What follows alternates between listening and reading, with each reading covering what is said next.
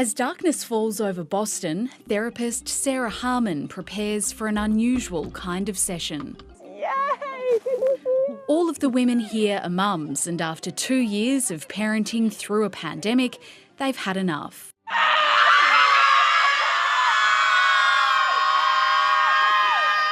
I would suggest, kind of casually, I think maybe what we just need to do is get in a field and scream.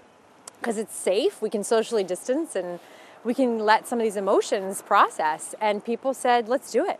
Why not? Cool trick. Please go ahead and find your name. One of the biggest challenges facing parents is access to childcare, with the highly infectious Omicron strain forcing kids into quarantine and centres to close. This facility caters to low-income families that can't afford to miss out. If mom can't go to work or dad can't go to work, there's no work. So when pandemic hit, we knew we had to find a way to stay open as much as we could.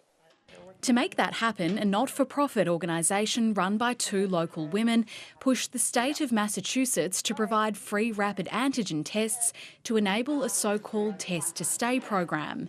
It means symptomatic kids or those considered close contacts can still come in each day as long as they test negative for 5 days in a row. The difference between every exposure, meaning 5 to 10 days out of work and 5 to 10 days working, can be the difference between keeping and losing your job.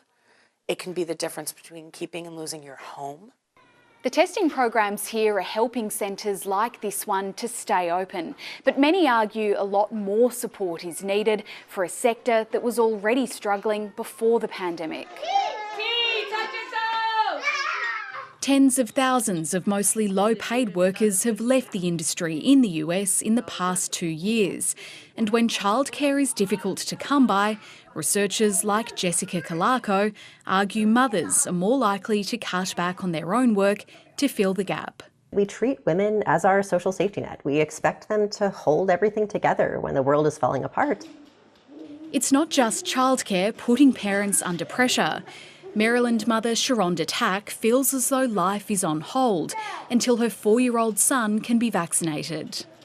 You're tearing your hair out, you're frustrated. My biggest thing is, I feel like I can't keep my child safe. And that's the worst fear as a parent. Pfizer has taken the first major step towards gaining approval from US authorities to offer its shots to children under the age of 5. But after earlier delays, many parents aren't getting their hopes up just yet. Instead, looking to others for inspiration on how to cope right now. All you want to do is scream. And again, have a community of people you can scream with would be really nice. Jade Macmillan, ABC News, Boston.